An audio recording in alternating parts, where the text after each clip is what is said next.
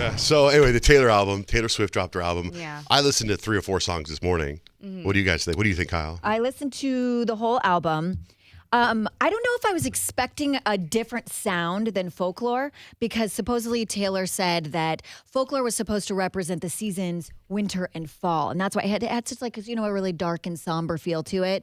And this album, Evermore, is supposed to represent spring and summer. So I was kind of hoping for like, a little more cheer. But she did want the 2 albums to be cohesive. So I get why she did that, but there are some fascinating songs on there. Like there's supposedly one that she wrote in Through the Eyes of Calvin Harris. There's one in there that she's saying, or that fans are speculating maybe she's actually married already. So there's a couple of very interesting ones, but they're more interesting to me when I read about the Easter eggs first, because then I like really dig into the lyrics. Because she wrote them all with the dude she's dating, the Joe Alwyn guy. So that'd be so weird to be like, hey, let's write this to the point of view that guy who dated 3 guys before me. I know. And they write about one character, Dorothea, in a couple of the songs. And it's a character, but I kind of feel like it's Taylor Swift's point of view, because it's this woman who she left a small town to go chase her dreams of Hollywood. And I'm like, that's kind of what Taylor did. So, and then, there's some lyrics in there that really point to very significant things in Taylor's life, but they're singing about Dorothea.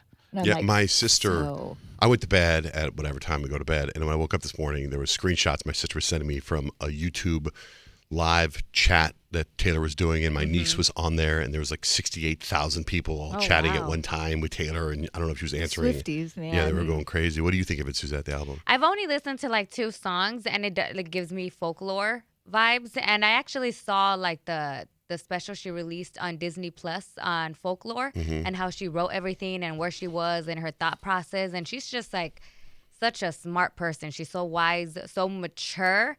So just like her writing a song about like Calvin Harris's perspective on everything is, and being able to do that with her boyfriend, Joe Alwyn, is like, dang, they can have those deep conversations and be okay with it, not cause any drama or problems in their relationship, and reflect and be like, I grew, I made my mistakes, or I didn't, or whatever the case was between them.